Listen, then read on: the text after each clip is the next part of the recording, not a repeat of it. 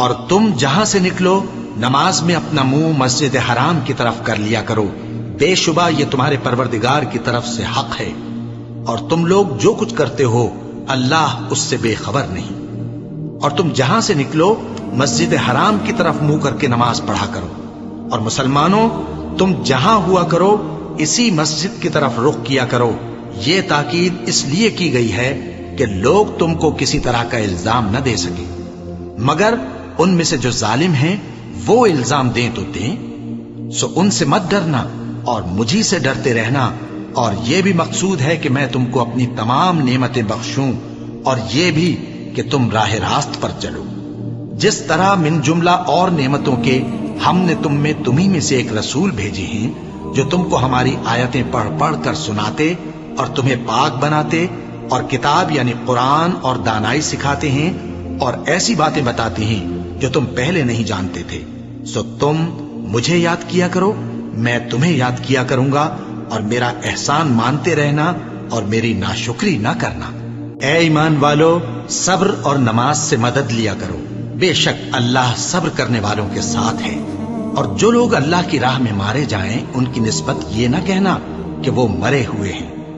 وہ مردہ نہیں بلکہ زندہ ہیں، لیکن تم کو شعور نہیں۔ اور ہم کسی قدر خوف اور بھوک اور مال اور جانوں اور میووں کے نقصان سے تمہاری آزمائش کریں گے، اور صبر کرنے والوں کو بشارت سنا دو کہ ان لوگوں پر جب کوئی مصیبت واقع ہوتی ہے تو کہتے ہیں کہ ہم اللہ ہی کا مال ہیں اور اسی کی طرف لوٹ کر جانے والے ہیں۔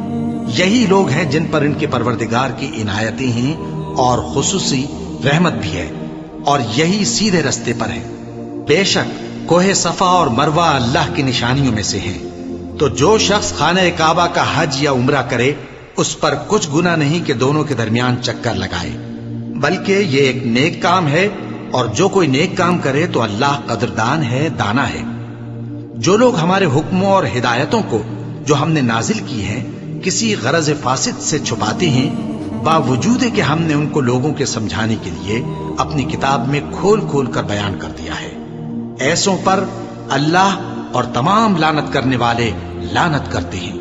ہاں، جو توبہ کرتے ہیں اور اپنی حالت درست کر لیتے ہیں اور احکام الہی کو صاف صاف بیان کر دیتے ہیں تو میں ان کے قصور معاف کر دیتا ہوں، اور میں بڑا معاف کرنے والا بڑا مہربان ہوں۔ جو لوگ کافر ہوئے اور کافر ہی مرے،